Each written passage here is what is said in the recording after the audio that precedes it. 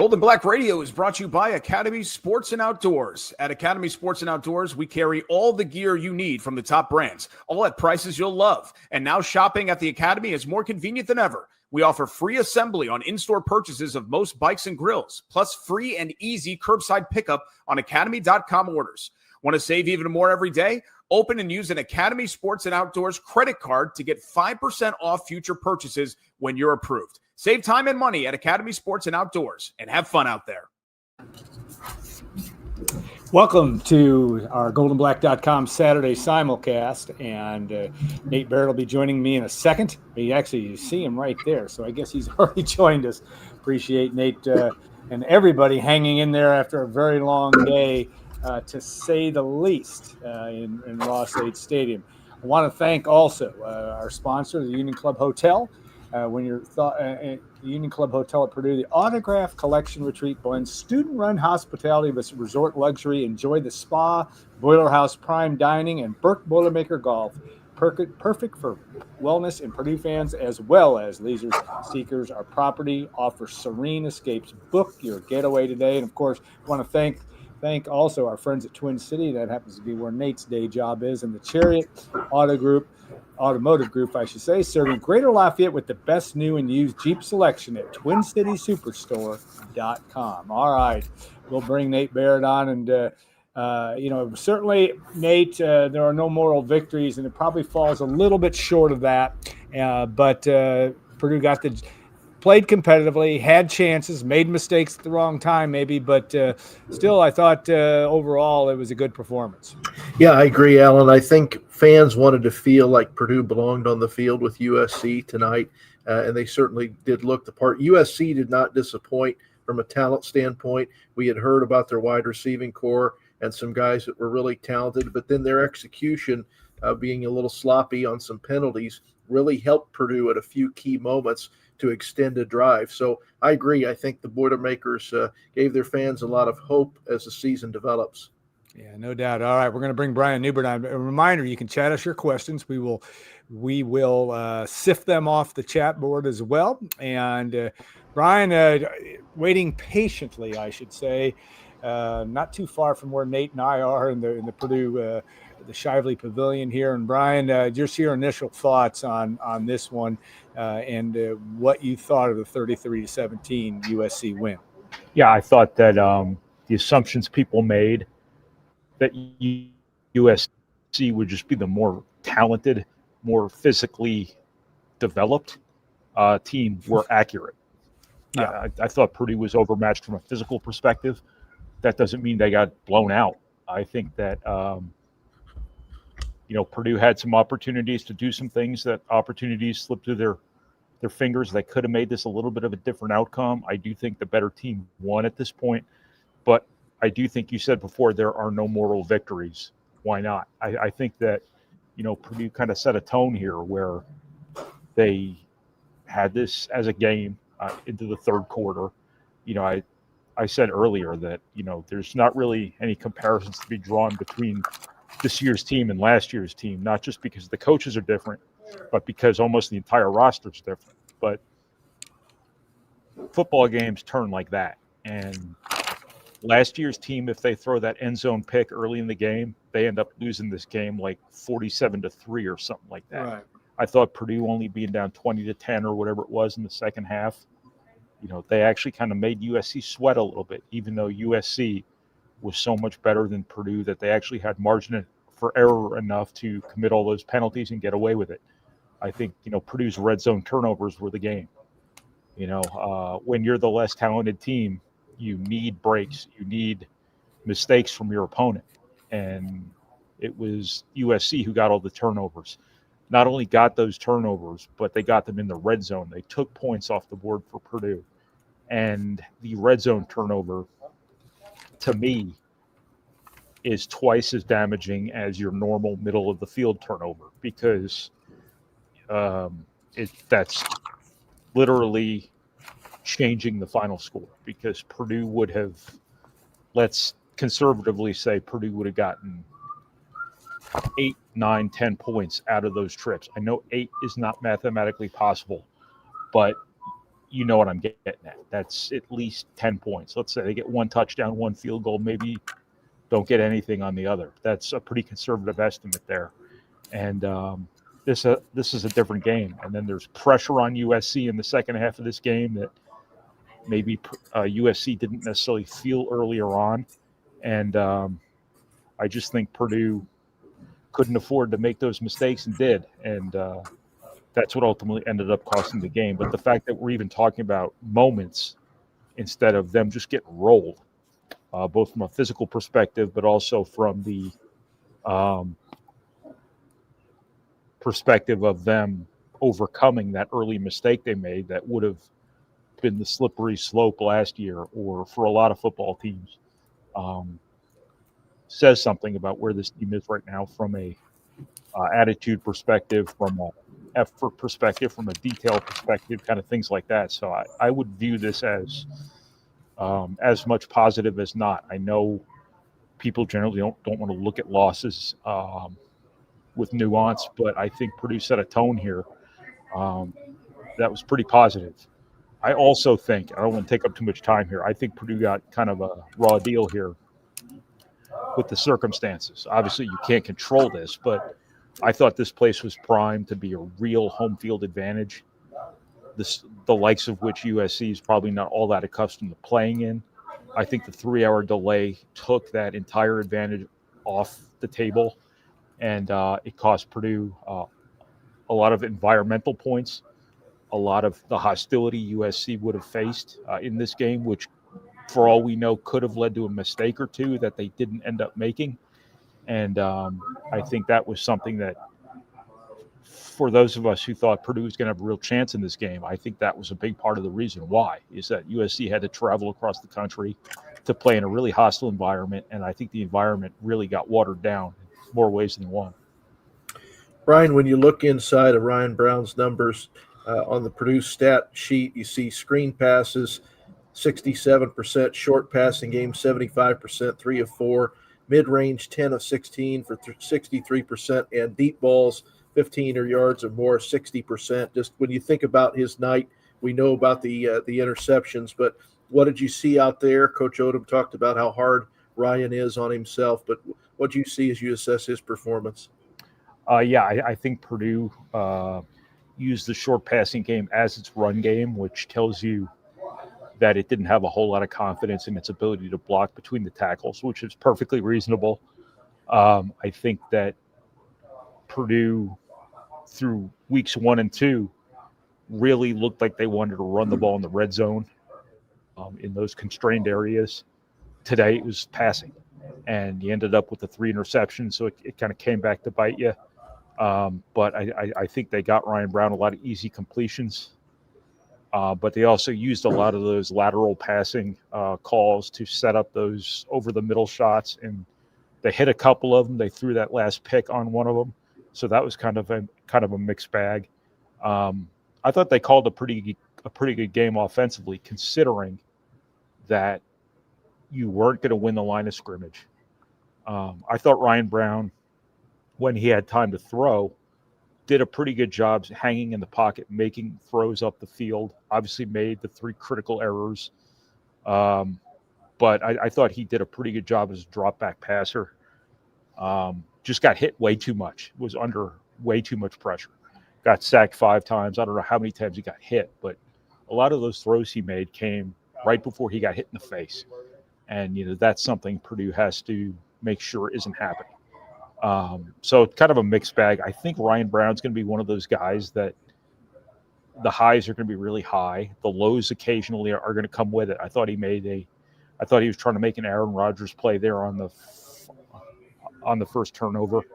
I thought that he was trying to do a little bit too much. I think you see him sometimes thinking out there, trying to do too much. I think he needs experience. I think he needs to grow as this goes on in the decision-making role that comes with being, the quarterback at this level, the guy who has to make all the important decisions and most of the important plays. He should get better in time. I think his receivers have done some positive things. They've just got to give him a chance, and he has to kind of get better as he goes with experience. But I thought he was okay. I mean, I'm saying he was okay when, his 3 mistakes were basically the game when it all came down to it. But he was fine. I think he's got to get better as things go on. But, he's off to a pretty okay start to his season. Yeah, only 5th start, right? And you have to take that a little bit into consideration. Yeah, it was hard, certainly in that situation too. The throwing across the body, that was critical. It wasn't his fault, obviously, on the pick 6, but and I think it's also, like you said, it's hard when you can't protect or you struggle to protect.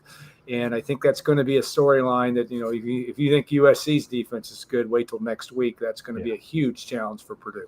Yeah, I actually do want to walk something back here real quick. The second interception, the 360-pound guy going 70 yards.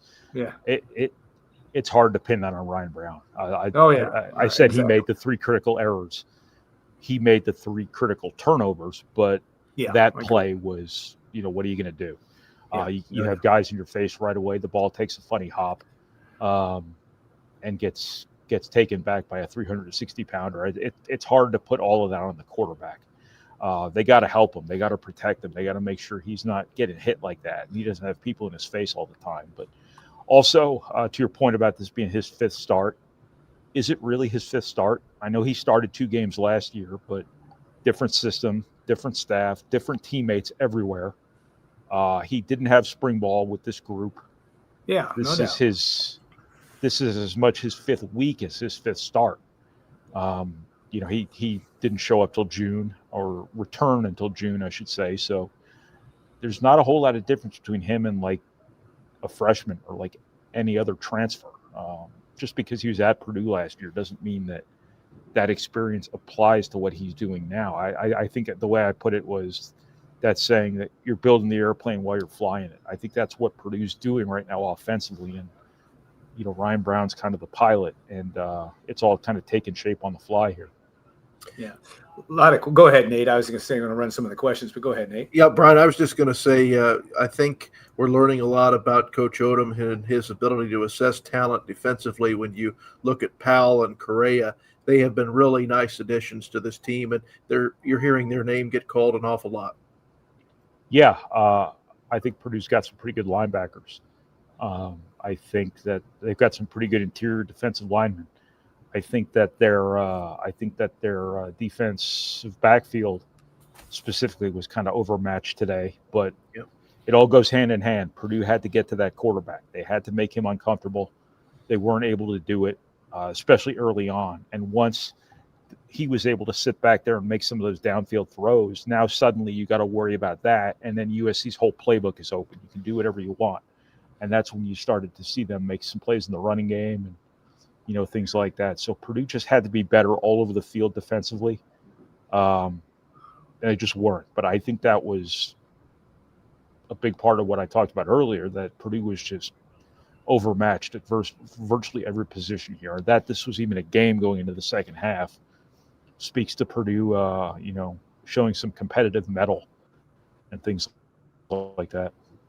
Yeah, I think you have to, that's the things I think if you're, and again, Barry Odom, and at least what we heard on the radio, certainly wasn't going to give, a lot of credence to, like I said, that it was a good enough performance. It wasn't, but there's still some things to build on. And when you start to look at that schedule, you're going to have to find victories even in defeat sometimes. And I think that's going to be a story this season too, that, you've got teams on this schedule still that I think you can play with. I mean, based on what we've seen in the 3 weeks of college football, but the next week is going to be a tough game against Notre Dame, obviously, and Purdue will be a 3-touchdown plus underdog, I would think, at South Bend, but you got to pick and choose your spots. Well, Purdue, I think the Purdue team you saw today/tonight can play with some of these teams in October. They can beat some of these teams they have coming up in October. Notre Dame's going to be too tall in order, most likely. Stranger things have happened, but when you look at what you saw from Purdue tonight, if they build on some of this stuff, if Ryan Brown keeps improving the way he should with experience, suddenly those Northwestern, even Illinois, but Northwestern, Illinois, Rutgers, those types of teams, Minnesota, I think are all teams you can have a pretty good chance to beat, provided you keep getting better, provided this group kind of sticks together and keeps playing hard and gives good energy and things like that. Yeah, I think there are 5 games left in that schedule. You will have chances, and I agree with you. The Purdue may be a favorite in 2 of them, Rutgers and Northwestern. But you're right. I think Minnesota, Illinois, and even Indiana down the stretch. Who knows? Like you said, the whole premise of whether Purdue is going to continue to get better every week, that's going to be a storyline. Nate, I interrupted you. Go ahead. No, I was just, Brian, what we're seeing a lot of on our chat board so far is just improvement from Purdue in terms of fighting hard down the stretch, and some good comments on Purdue being the more disciplined team today. As we touched on the top, USC had enough penalties that it really helped Purdue keep in some drives. Yeah, well, to say Purdue is the more disciplined team today is a compliment, but it's also a reflection of USC just losing its mind from a penalties perspective. I think they had 4 or 5 15-yard penalties. Right. So it kind of cuts both ways there in terms of whether that's a compliment to Purdue or whether that's an indictment of USC. But I think Purdue's done a pretty good job, not beating itself. I think tackling's been okay. They've dropped some passes, but it's not obscene. I think the penalties have been a relatively acceptable level. I don't know what those back-to-back personal fouls last week were. They had another personal foul today in the second half. But it's not an epidemic. It's not something that's costing them games. Another thing that contributed to them losing this game was, I saw there's a question coming up about forcing turnovers. Before USC's last field goal, or second to last field goal, Purdue dropped 2 interceptions. That's right. And like I said before, football games turn like that. And you make one of those plays, and perhaps you have more of a chance at the very end to steal this thing than you ended up having. So it's just those opportunities that got through Purdue's fingers that could have made this a very different game. You can say that about almost any football game, anywhere, played by anyone. But I think that Purdue had some chances between the red zone turnovers and the 2 interceptions they didn't get. That really need to be made for them to be able to pull an upset off in a game like that. Yeah, Tim Newton said it on the broadcast. 28. But that said, kind of you got an unbelievable bounce on the touchdown too. So it's not like bounces didn't go your way either. Yeah, no doubt. And Tim Newton said 28-point swing. Depending on how you count it, math is a funny thing, but Purdue again in the game and competitive, and that's going to be what you're going to build on moving ahead. Brian, thanks so much. We got Dub about ready to join us, and another late night, 8 hours of. We thought we'd be in bed by now, but of course Purdue. And a 3-hour and 5-minute delay. We haven't. I don't think. No, we know. Purdue has never. I don't know if any of you guys have hit this note yet. The game was 11 minutes longer than the delay. That's it. Yeah, it's crazy. And a 3 hours and 16-minute game, and the fact that I don't think like I said, of all the delays Purdue's been involved with over the years, this is the first one that before a game. So, but not as long as Virginia Tech. So I guess maybe that's a plus. But Brian, thanks again for your insight. Always appreciate it. Look for Brian's work, not only on Purdue basketball. Does a lot of football insight. His columns on Mondays and Wednesdays, typically, on our site. Whenever the hell I feel like it. Yeah, that's right. And he had a lot going on with Purdue basketball coming up, and Brian's insight always appreciate. Brian, safe travels all the way home, and we'll look forward to talking to you again next week. No problem. See you. All right, Dub, I want to get after Brian's comments and what did the coach? We heard a little bit of what the coach had to say on post-game radio, but what was the tenor in the post-game press conference from your view? Yeah, I mean, he jumped straight for the miscues and the turnovers, especially in a game like that where Purdue's at a talent deficit. You can't have that. Three possessions in the red zone. Depending on how many points you actually get there, say at the very worst it's 9. You could have got 21, right? That's a completely different ball game. So that's kind of what he was harping on most in the press conference, and for good reason, because that was the difference of the game, in my opinion. Dub, we had a chance to listen to Tim's interview with him on the radio network, and here you are fresh out of the press conference. I will just say from the radio interview, I thought Barry Odom, after his first loss here at Purdue, was basically exactly what I thought he would be like. Did his tone continue in the press conference, kind of the demeanor that he has usually? Yeah, absolutely. He was a little more smiley last week than even the Ball State game, but no, I think it's pretty par for the course from what we've seen from him. Having a chance to talk to him, I don't even know how many times at this point. He's always pretty even keel, especially with the media. Never gets too high, too low with us. And he talks about getting back to work and fixing the things that they need to fix, and that's what we've come to expect from him. Yeah, a lot of conjecture on the board after a game like this of trying to figure out where Purdue goes from here.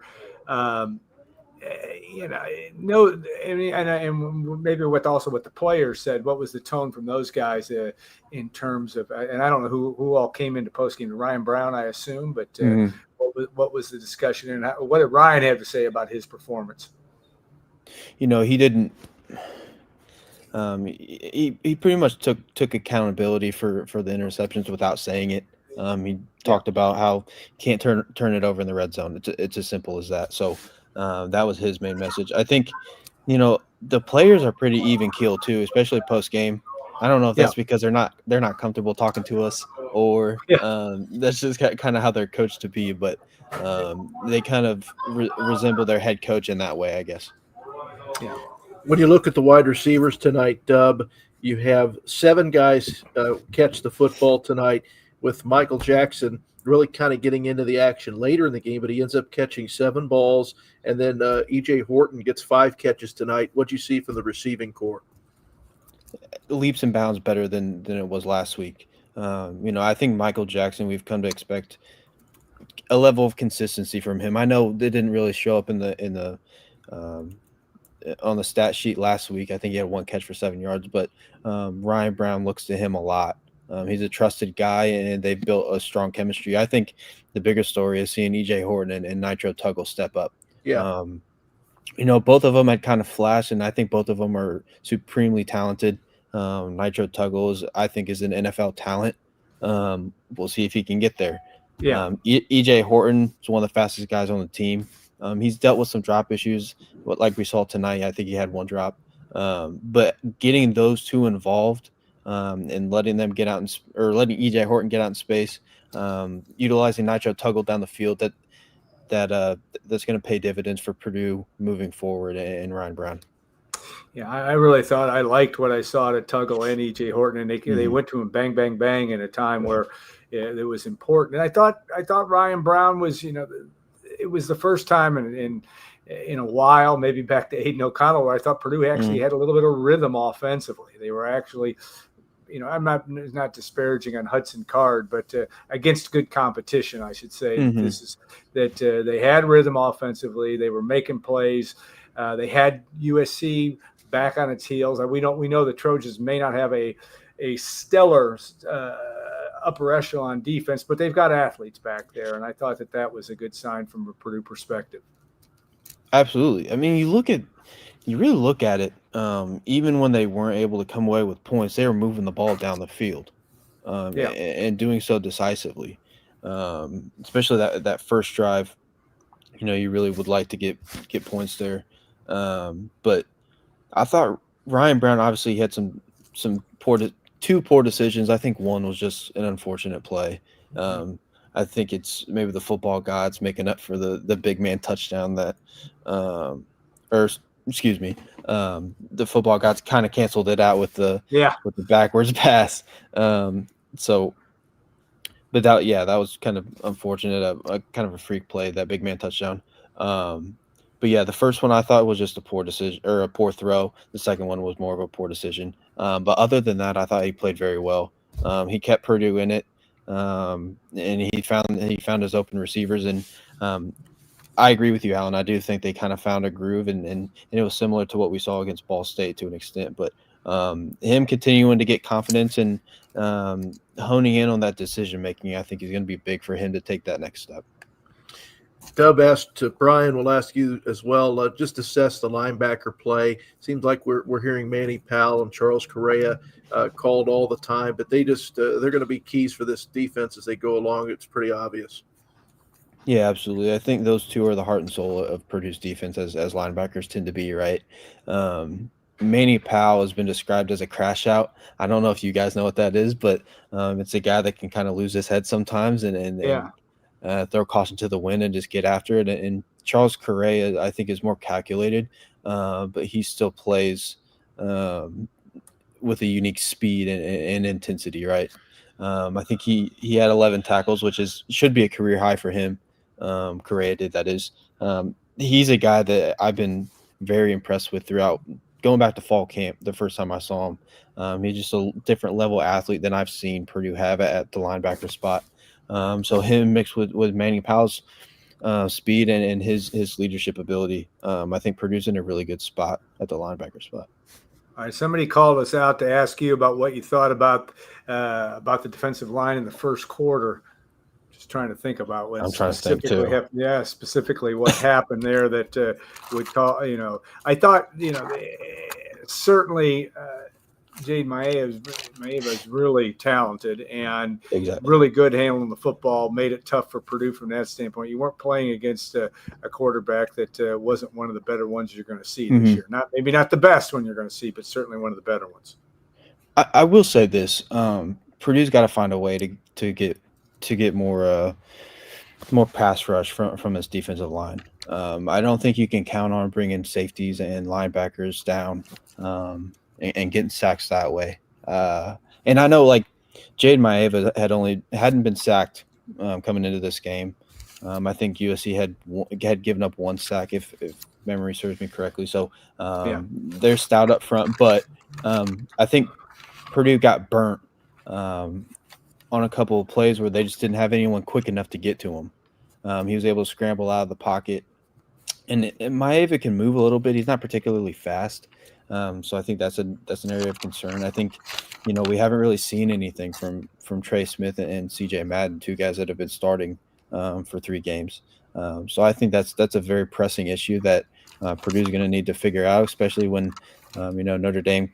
When you go up to Notre Dame and then when Illinois comes to town and so on and so forth, that's something that they're going to need to figure out. Dub, do you come away tonight with more confidence in terms of how Purdue would be looking at some of its opponents in that October time frame that we've talked about, some games that we think they can get? Yeah, it's interesting because this time last year had that first quarter and a half gone the way it did, we might have been looking at a 50-0 game. Yeah. And that couldn't have been further from the truth for this team. I think you're going to see more fight out of this team, at least as I've read that, at least what they've shown us, right? They got punched in the mouth against Southern Illinois and came back and kind of dominated the rest of that game. They had a comeback bid tonight. A couple plays go their way, and you never know. So I'm encouraged, despite a 16-point loss. I'm encouraged with kind of the progress that we've seen just from this team based off last year.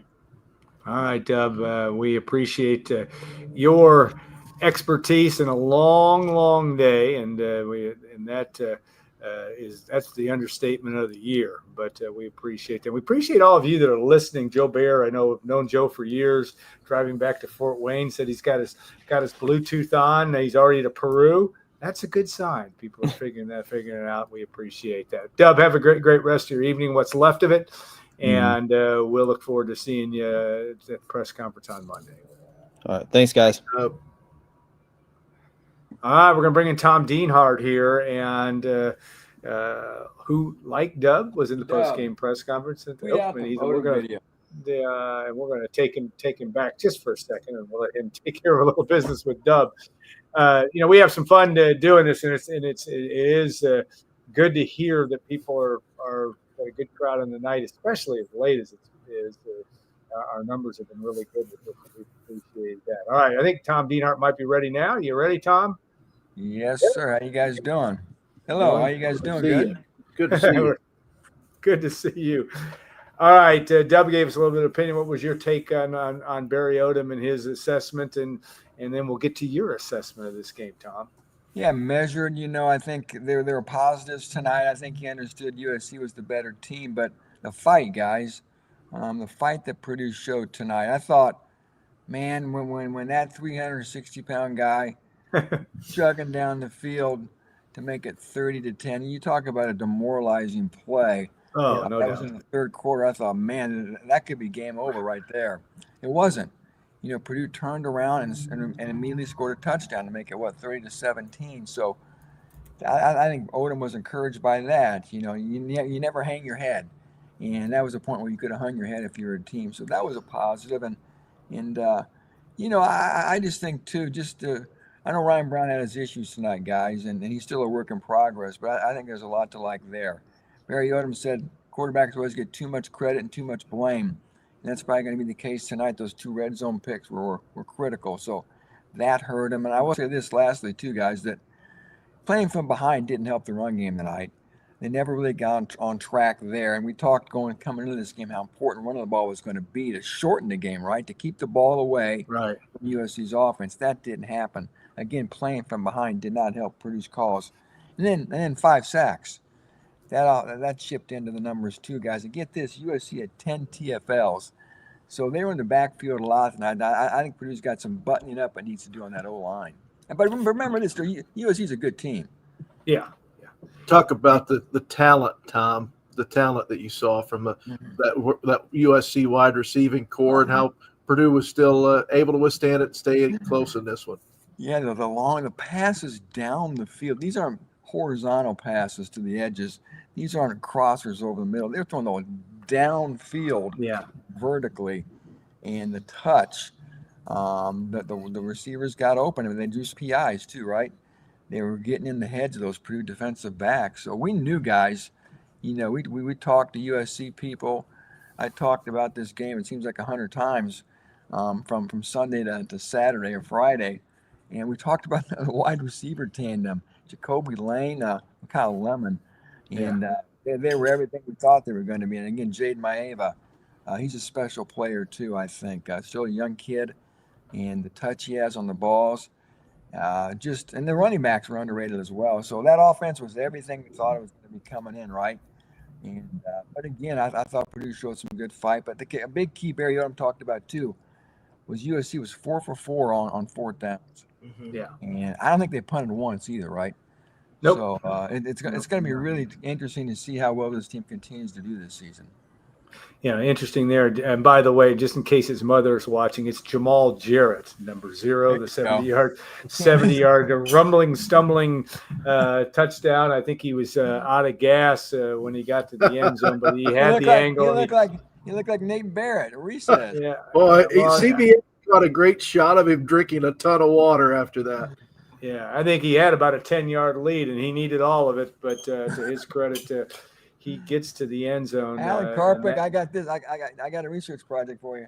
He's got to be the heaviest player ever to score a touchdown at Ross-Ade Stadium. Yeah, how much he weigh? 360. 360. Oh yeah, he got to be. Yeah, see, I think we saw history tonight. We saw history. I think that's a given from that standpoint. He really was, and again, those kind of lightning bolt plays. Mm-hmm. But it still came down to Purdue couldn't protect in that situation, and I think that's obviously good defensive coordinators. Notre Dame's going to be one of them. Purdue's got to find a way to patch that up if it's possible. But I think the other thing too is, like you said, we talked about earlier. I think both Brian and Dub talked about. Still, when those lightning bolts plays happened against you, being Purdue. Mm-hmm. Purdue responded most of the times, just about every time. They didn't give up, and they did answer a touchdown or two. And I think that's a good sign moving forward. This team's got some things to build on moving forward, and if you're Coach Barry Odom, that's got to be a good thing. Yeah, we also talked to Alan and Nate. If Purdue loses, what's a good loss look like? What's a good loss look like? And I guess in my quick synopsis, as I synthesize what I just saw, I think this probably was a good loss. Yeah. I think it was a good loss. I know some fans don't want to hear that. Coaches certainly don't want to hear that, but I think this would probably be categorized under a good loss, right? And for whatever that's worth, a lot of teaching points. And Alan, you talked about lightning bolt plays, and USC had a lot of lightning bolt plays. Purdue did not have many lightning bolt plays. Maybe the biggest play was the zaniest play of the night outside of that one guy called it a thick six, which was great. Yeah.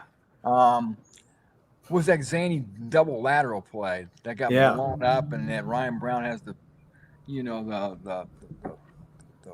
mind frame to pick that gumption. thing up. Yeah. 34 yards, scoots into Pater for the first touchdown on the night for Purdue. So pass should have never been thrown by Michael Jackson. Brown was covered, but they made something out of nothing. But there were not enough lightning bolt plays for Purdue, and we knew the run game was probably going to struggle, but the pass game really didn't have enough of those big plays, guys. I'm looking right now at Purdue receivers. 33-yard catch by Nigel Tuggle and a 31er by Michael Jackson. So they needed more of those plays, especially downfield. Yeah, and they had a couple chances. I was going to say there too on passes in the flat that if he didn't get a completion, there was a couple in the first half that you make that catch and you had the blocker out there. It could have been big. But Nate, I may have interrupted you. What did you? No, I was just going to ask Tom, talking about tonight on the defensive side of the ball. We touched on Cray and Powell, but it seems like Smiley Bradford is getting closer. He's, the Purdue has not been able to get that defensive turnover. Bradford seems to be right on the edge of picking one off. Yeah, you're right. He made that big fourth down stop last week, I think it was, and I know he had one big hit tonight as well. And seemed to be around the ball an awful lot. And you're right, Nate. He seems on the precipice of making a big play, and you always need playmakers. And a kid from East St. Louis, recruited by the former staff. He stayed. He didn't transfer, and he looks like he has a bright future here. So we saw Odom sort of shake up the personnel. He had some different played some guys in there, right? He had a 3-man defensive line, which we really hadn't seen that at all. I don't think this year either. We saw him bring in Malachi Singleton for the single play on that drive in the red zone, which had some people sort of raising their eyebrow. Why you would take Ryan Brown out with the momentum going and insert Singleton, but Barry Odom said he'd do it again. So we saw a few new wrinkles tonight. We didn't see the hippo formation. That red zone formation where they bring in the extra offensive lineman, they snap the ball directly to Devin Mockaby. So that's something we didn't see tonight. So he said they have a thick playbook. They're still getting this stuff, and they rep a lot of things. And I'm sure there's still a lot up their sleeve we haven't seen here.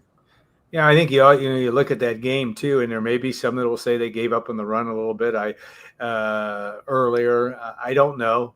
Devin Mockaby had some success in moments, but I don't know the way the game. You're playing from behind. You're trying to make something happen, and they did have a fair number of short passes today that were a fact. That Purdue used to its advantage, and I thought Ryan Brown for the most part was pretty accurate with those. What did Barry Odom have to say? He talked a little bit with Tim Newton, but what do you have? Anything else he had to say about the weather delay and how Purdue handled that? He thought everything was handled flawlessly, Alan. I've got the quote in the story I just posted, but from the communication to the nutrition, they always have a plan in place in case there's some sort of delay, whether it's 30 minutes or 3 hours. So, he said that really didn't impact them at all. Like I said, it's something they planned for, and the players sort of echoed that same sentiment. So it had to help, guys, right? They got to go over to their spacious locker room. They probably were working out and got warmed up in the Mollenkoff Athletic Center. Meanwhile, USC stuck in that tuna can dressing room for 3 hours. Right? That's the Jim Harbaugh Memorial locker room, right? they got his portrait hanging in there now, I think. So I mean, just bizarre, right? The game took just a little bit longer than the weather delay, guys.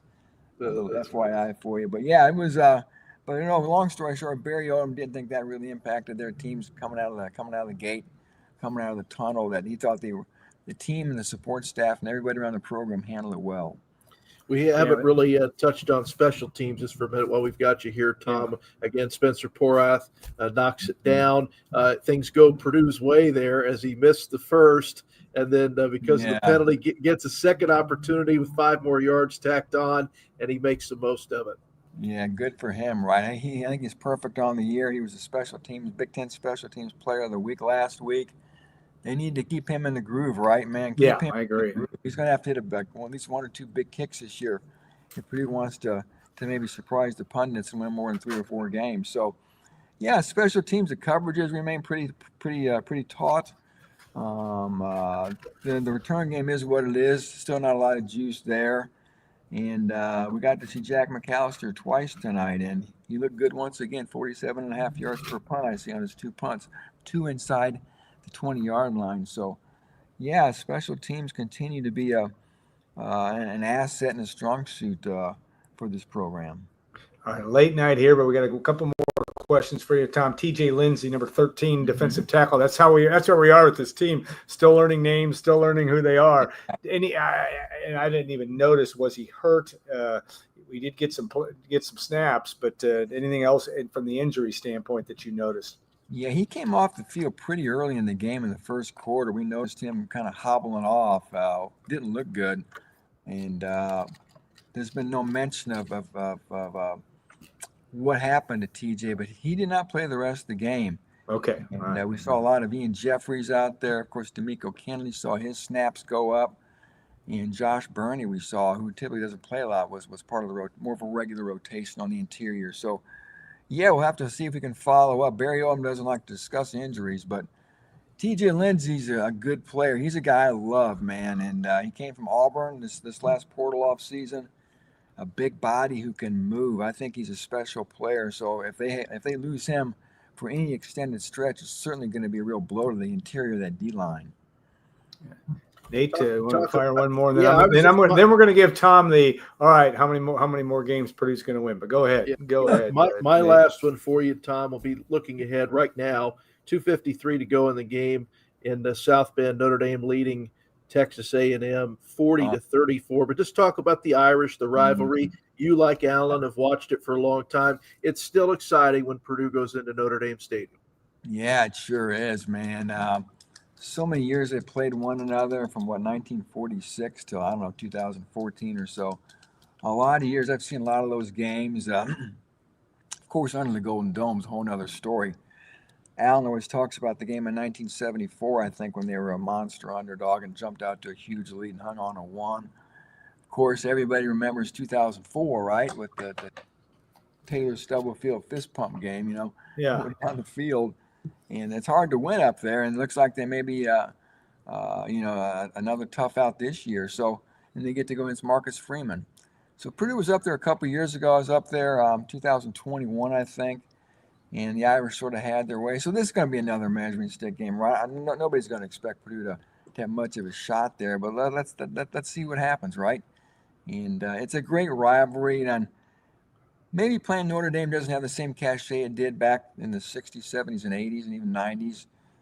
Every game's almost a national game now, but I tell you what, anytime Notre Dame's on, win or lose, you're part of the headlines, which is good. Yeah. I would expect Purdue to be a 24-point underdog or so, somewhere around there. Would you think that's reasonable? Yeah, I think Jordan Jones or someone was saying that some organizations already have early lines, and I think it was 28. All right, BetMGM certainly, because they're a sponsor. Yeah, but no, always BetMGM. I should say that. Yeah. No, you're good. I'm still not comfortable with all the. But I love the lines. But whatever. That's a me. Go ahead. Your name here. Yeah, and let's talk real quick about the reasonable expectations. You don't want to when you're where Purdue is as a program, you can't count victories, but. Is it fair to say that you can walk in and say after this game today that Purdue in that October schedule is going to be competitive and could definitely get a couple more wins? What do you think? Yeah, I think we've talked about the game up at Northwestern. I think that's a game you'd think Purdue has a fighting chance to win. I'd like to think at the state where Northwestern's at right now, it looks like they're struggling a little bit this year. Yeah. Lost to Oregon. It's a good Oregon team today up at home. They lost their running back, yeah. Yeah, Cam Porter's out for the year. We talked about Rutgers for homecoming, right? Yeah. High noon kickoff here. So, I know Shano's been there for a while, and then we know what Rutgers football is all about, just a punch you in the nose team. But I think Rutgers is a team reasonable people think Purdue would have a good chance to beat. Not far from where I'm talking to you guys, some over there in Ross-Ade Stadium. So those are a couple. After that, guys, you have to maybe get a little, squint your eyes, maybe think, well, can Purdue beat Indiana? Could They upset Illinois here. Could they win at Minnesota? Could. Can he win at Washington? Those are the games. Forget about Michigan. Forget about Ohio State. Sorry. But you never know. But Michigan, Ohio State, and Notre Dame, those are three seems like they're non-negotiable losses. Yeah. Maybe like I said, there's the NU game and the RU game you could probably win. And then the other games I talked about, Illinois, Indiana, Minnesota, at Washington. Could Purdue pull an upset in one of those four games? Who knows? We'll see. I think there were some encouraging things for the staff and some encouraging things for the fans tonight for sure. This is the hot take world. You could have been the first to say, "Oh, they're going to go 8-4." I know. I'm sometimes. No, I'm kidding you. Giving you a hard time after a long day of overtime pay. I don't know that we have that. We got to see everybody. It was kind of fun. It was fun. Damn it, Standifer. I saw Alan Karpick. I saw Brad Cohen. I talked to the USC play-by-play guy, Pete Arbogast. Just a cavalcade of personalities up there. Got a little time with Gary Danielson. I talked to Gary Danielson. And we had some time with Nate and Carmen. It would have been suitable for podcast, that whole conversation about the future of Purdue facilities. And just conjecture on our part, but that's what it is. It was a baseball rain delay. We should have fired up the YouTube live and started right there. But no, we appreciate all of you, Tom. We appreciate your time, and Nate. Another fine job. We'll look forward to you, and we'll be doing our first remote one next week. And Tom will be by himself, I think, up in South Bend. But we'll hit you up there. We'll bring it, but we will bring Brian and Doug from the road, I'm sure. Yeah, Nate's got a pretty good Larry Clisby impersonation. I haven't do that for you. Yeah, there you go. All right, guys, thanks so much. We can't start talking with our hands just yet. The great Larry Clisby, but. Nate and Tom, thanks again. I'm going to close this baby up and say goodnight to everybody, but we appreciate your time and your insight, and have a great rest of the evening. See you. All right. Want to thank our good friends, Nate's day job. Again, we always say Twin City Dodge, and of course the Union Club Hotel, Boiler Up Bar, 811 Bistro, and who everybody talks about the Boiler House Prime. What a great facility that is too. We appreciate them and all their support on this. Now, keep a couple things. One, we'd like you to subscribe. We'd like you to subscribe to goldenblack.com, but you certainly should subscribe to our YouTube channel and get your feet wet. We got a lot of content going on.